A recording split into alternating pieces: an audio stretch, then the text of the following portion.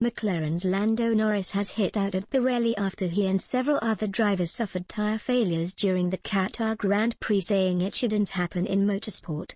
Mercedes' Valtteri Bottas was the first to suffer a puncture on lap 34 whilst running third after attempting to pull off a one-stopper in Doha.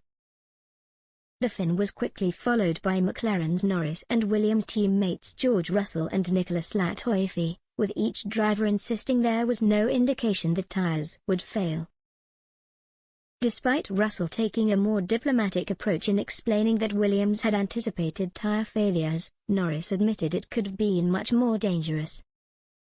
When asked if Pirelli should have informed the drivers ahead of the race, Norris responded, "No, it just shouldn't happen.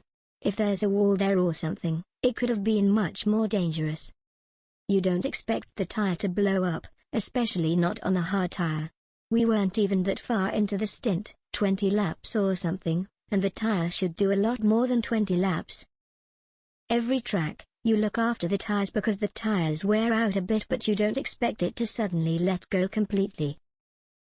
It was quite dangerous for a lot of people today. It shouldn't happen. They should make the tyres better. It's dangerous for us as drivers. We risk a lot every time, and if we can't just drive a Formula 1 car around the circuit, what can you do? I didn't even do a very long stint, 20 laps, 25 laps, whatever. I should still be able to drive the circuit." Russell, meanwhile, who is due to partner Lewis Hamilton in 2022 at Mercedes, explained Williams felt it was inevitable their tyres would suffer due to their speed. "There was no warning, but we actually anticipated that prior to the race," explained Russell. "It was just the outside shoulder, that front left, that was a limitation, probably 10 centimeters on the outside front left, and it would literally just go at some point. The reason for it is that we just didn't have enough pace in the high-speed corners leading onto the straights. Nothing to be disappointed about regarding this puncture. It was a factor of not having enough speed for the rest of the lap. These Formula 1 cars are so fast, tires wear. You go through those right-hand corners, flat out in 7th gear, I don't know what the exact speed is, 270, 280 kilometers an hour, it's going to happen. For whatever reason, this track is impressive as to how hard you could push. It was relatively smooth, which allowed the drivers to push flat out.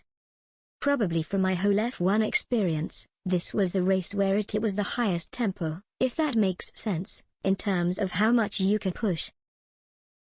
That was really enjoyable, but obviously it didn't work out for us." Despite rejoining the pack, Bottas eventually had to retire the car after picking up damage attempting to limp back to the pits after the blowout. "I don't know really what happened," Bottas explained. "There was no warning, no vibration, their pace was still consistent. The grip was feeling okay. It just happened. Initially I thought the wind was getting stronger on the main straight because I felt that the car was sideways. Then it was a puncture in the first corner, and obviously in the most unlucky point as well, just after the pit exit." Pirelli say they have launched an investigation into the tyre failures and are flying the tyres back to Milan to try and understand what happened.